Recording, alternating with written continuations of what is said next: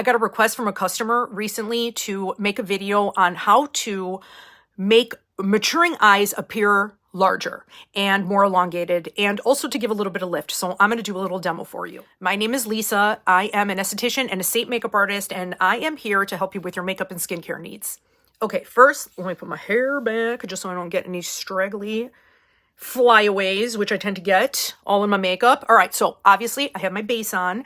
Now, I am going to use my Seint eyeshadows, and these are some of my staple shades, neutrals. Usually this is what, people like to gravitate toward. You could always do bold pops of color if you want, but I'm just going to go over the basic technique that I like to do. Now, starting out, you may want to have some sort of not a stencil per se, but you've seen people do like with the tape. Now, this here is medical grade tape for the skin, and you could use regular tape if you wanted to. And then of course, I still do it even with this, where you kind of put this on the back of your hand so it's not so sticky on your skin. Now, I do have my concealer underneath, which is my main highlight shade from Seint, and it might end up taking this off, but that's okay because it's very easy with the cream makeup. You just put it right back over and everything is fixed. So the first thing that I do, and what I recommend, because what starts to happen, you start to get like these hooded eyes, I'm getting them now too, where you get like, a little bit of sagging. So there's a couple of tricks that you could do to make your eyes look wider and more lifted. So starting out, sometimes I do this anyway because I like a sharper line. So I go under my lashes, if you can see, and then here is my lower lash line. I don't want to completely cover it because I don't want to cut short. You'll see what I mean, because I'm also going to put shadow on the bottom. So I want to keep a little bit of a space, and I am going to I don't want to make it too severe. I'm going out a little bit, just like that. And then it'll be easy to clean if it does go a little bit lower than I want, again, with my cream makeup. Now, the first thing that I do, I already have my eye primer on, so that's all set. I love this shade, Cupcake. Where's my palette? This is the other palette. Okay, here we go. Cupcake. This one is my natural skin tone shade, which I absolutely love. And I use this for my brow bone. Me personally, I like to have a matte brow bone. You could do shimmer if you want. You could even do that after putting on your matte. But I like to do this and then just kind of set the primer that I have a little bit with the excess that I have on my brush. This is the Smudge Brush from Seint. I am going to be using this brush, the Eyeshadow Brush from Seint. All of them are dual-ended. And then the Etch Brush for the eyeliner portion, which is a newer brush that Seint came out with. And this is got a flat side, and then it's got this little dome shape, very tiny, very, very easy to get into the lash line. All right. Number one, first thing I'm going to do is, let me see what color. I think I'm going to go into, this is Bubba, and for me, this is a great staple shade. It's a little bit on the warmer side, which I like.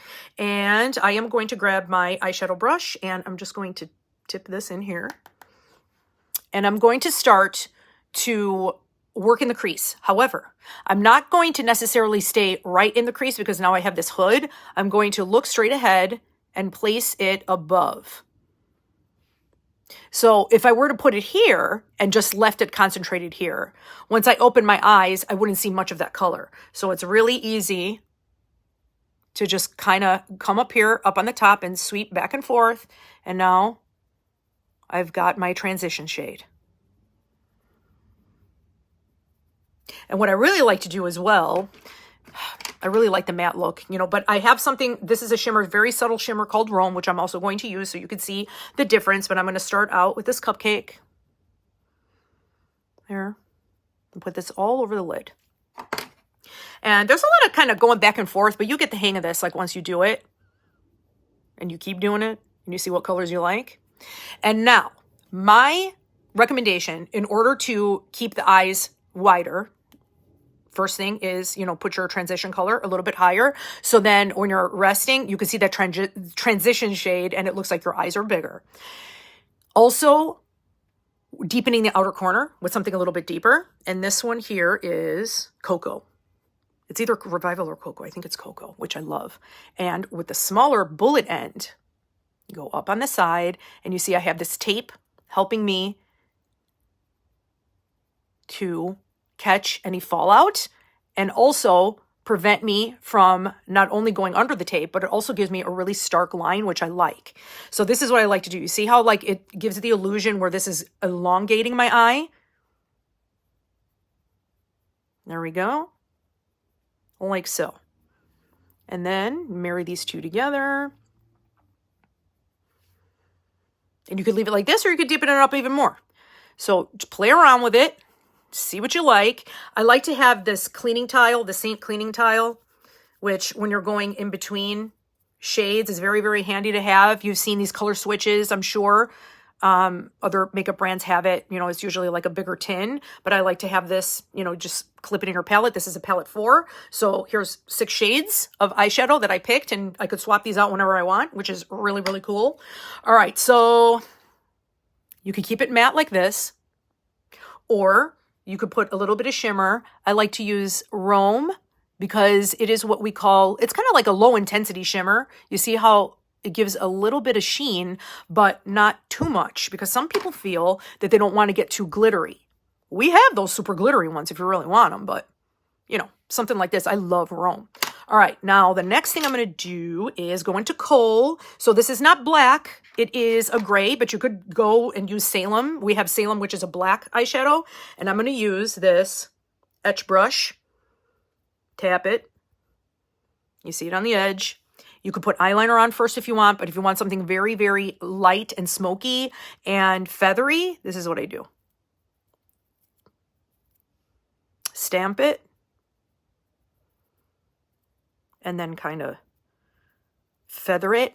I personally like to have my main eyeliner all the way on the edge, which also helps to elongate the eye. So it makes my lashes look thicker. There we go. Okay. So again, you could deepen it up a little bit more, add a little bit more transition if you want. Okay, now, I was blowing my palettes. I don't know if that's necessarily a hygienic thing to do, but I can't stand like having all that powder. All right, so now I'm going to take this off, and you can see that I have that line. You could even soften it a little bit more if you want, but what I do is underneath, well, first of all, I got to fix this because I probably took off some of the cream that I had on. So I am going to go into my main shade, very little. You can see like our makeup is very pigmented. I'm not even pressing into it. I'm just tapping, and you see it depositing on my skin. Okay, so let's fix that. Now, another tip that I have for elongating the eyes is putting on something super bright very thinly, especially if you've got maturing skin, because we don't want any texture showing, and just grab the tip. This is my detail brush. I absolutely love this brush. We have other brushes, of course, but this is a great like starting out brush if you've never used Seint makeup before. And put that on the side. This is also a really great tip, again, for that kind of facelift look. And it just blends seamlessly and gives you a little bit of brightening, like so. So you can see the difference between this eye and this eye. And then what I like to do, oh, wrong palette. I'm going to go back into my eyeshadow palette, remove excess because I don't want too much of that dark color. So it's very handy to have this. I'm going to go into Bubba and go on my lower lash line to kind of make everything a little bit more seamless. So there's some continuity. There you go. And then if you feel like you're a little too harsh, just kind of grab your other side of the brush. Make sure there's not excess because you had your brightening here. And then just kind of fluff it. And that's it. So you can see the difference. So it also looks like my eyelashes are a little bit darker even on the corner. I love to do that super corner, the corner of the eye trick, and everybody's eye shape is different. We could go over your eye shape and see like what works for you. Some people it's fine. Like they go all the way into the inner corner and for their shape, it's okay. For me, I like to have it on the edge.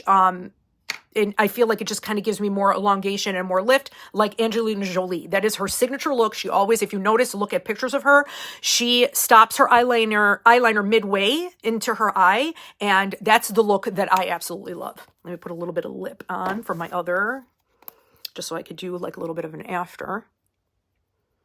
This is nude. All right. That's it. Okay, so thank you so much for joining me today. I hope that was very helpful. Let me know in the comments if you have any questions. If you've never tried Seint makeup before and are curious and have been curious, all of my information is down there. My text service number, which is the easiest way to get into contact with me because I get those messages, those alerts faster. But my link tree is down there if you prefer email, or a direct link to my color match form, and we'll get you started on Seint makeup. And again, we'll go over, you know, the eye situation, the eye. So thanks again for joining me, and I will see you soon.